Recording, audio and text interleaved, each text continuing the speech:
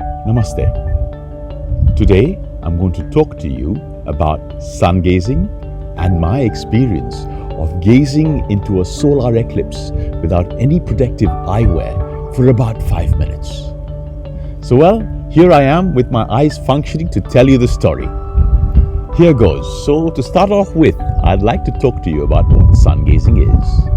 Now, sun gazing is an ancient Indian art which has been practiced for millennia in our country. What is the objective, one might ask, of gazing at the sun?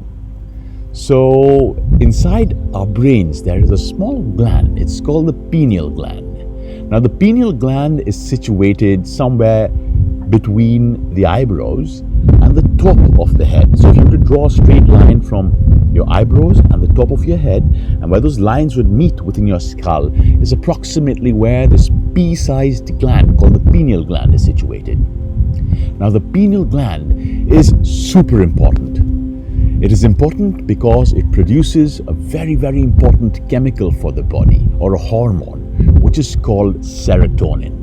Now, for those of us who don't know the importance of serotonin, please make a note. This is the chemical that dictates the happiness within you.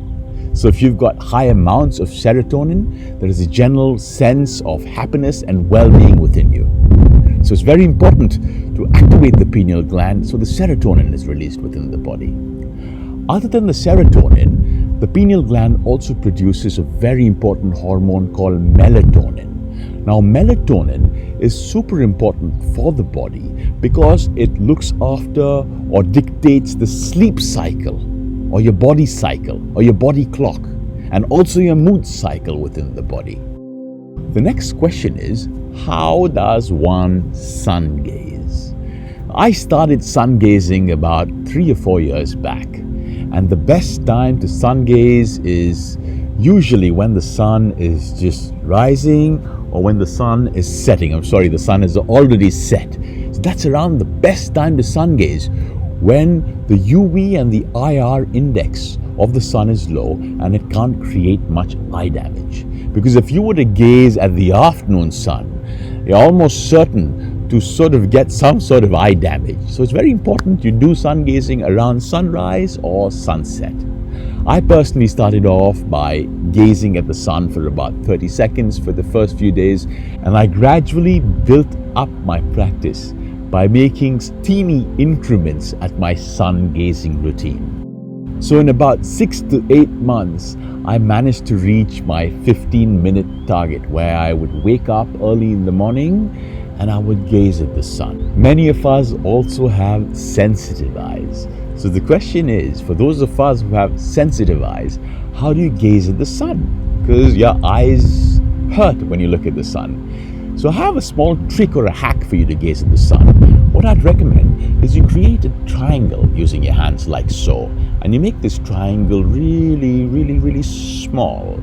And it's like a small window. And you put this up against the rising or the setting sun and watch the sun through this triangle. So make it smaller and smaller and smaller so your eyes get used to the sun rays. And as you continue to practice, you can keep opening this triangular window to a larger section until you can remove this window and just gaze at the sun. So this is a step-by-step or a gradual conditioning process for your eyes.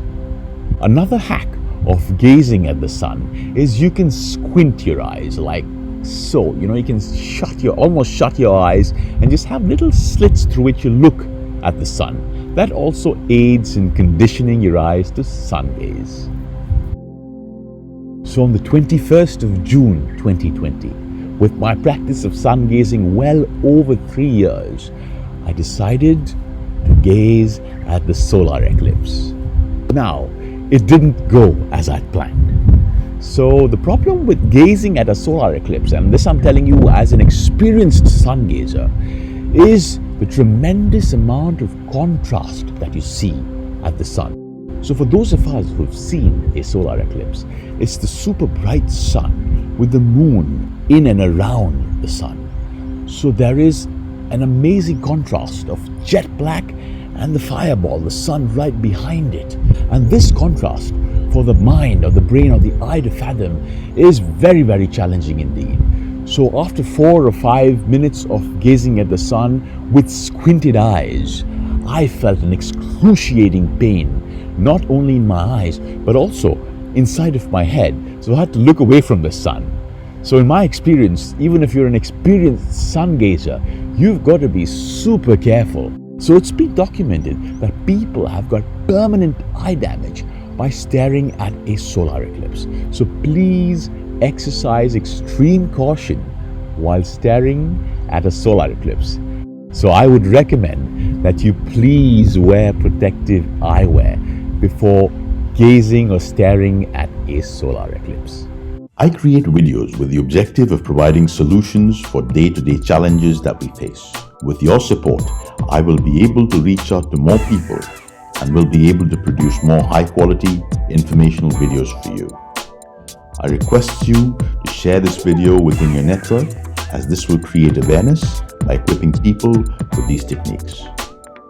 Have a beautiful day ahead. Thank you for watching, and namaste.